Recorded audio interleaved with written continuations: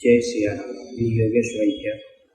माझे वडील श्री प्रसिद्ध रामचंद्र वैद्य यांचे अल्पशा आजाराने आज दिनांक 7 सप्टेंबर रोजी दुःखद निधन झालेलं आहे. श्री रामानंदाचार्य नरेंद्राचार्यजी यांच्या दिव्य प्रेरणेतून आम्ही त्यांच्या इच्छेनुसार MGM हॉस्पिटल कामोठे इथे देहदान सुपूर्द करण्यात आलेला आहे. मी doctor Prakash Mane, associate professor anatomy आणि body donation in charge MGM medical college Kamothe Navi Mumbai.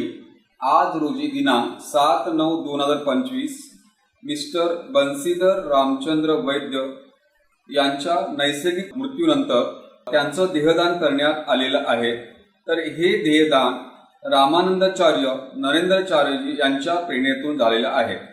तर ह्या देहदानाचा मेडिकल एज्युकेशनसाठी खूप चांगला हातभार लागतो. जे BS डॉक्टर्स आहेत ते त्यांच्या फर्स्ट इयरमध्ये हे बॉडीवर डिसेक्शन करून शिकतात.